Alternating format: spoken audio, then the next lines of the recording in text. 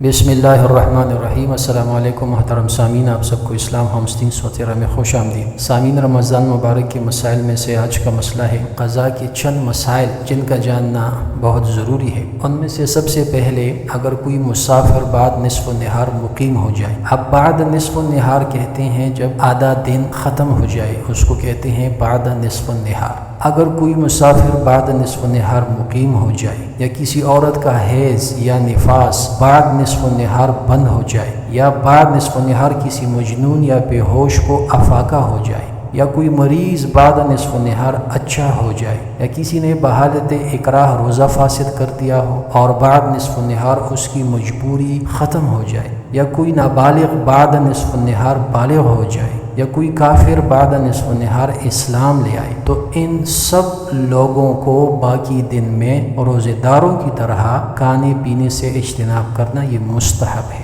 اور ان میں سے صرف نابالغ اور کافر کے علاوہ تمام لوگوں پر اس دن کی قضا یہ واجب اور ضروری ہے۔ یہی روزہ انہوں نے پھر دوبارہ رکھنا ہے قضاء۔ اسی طرح روزہ ٹوٹنے کے بعد کا حکم کیا ہے؟ رمضان شریف میں اگر کسی کا روزہ ٹوٹ گیا تو روزہ ٹوٹنے کے بعد بھی دن میں کچھ کھانا پینا یہ درست نہیں، سارے دن روزے داروں کی طرح رہنا یہ لازم اور واجب ہے۔ اللہ تبارک و تعالی ان تمام مسائل پر عمل کرنے کی توفیق عطا فرمائے، آمین یا رب العالمین۔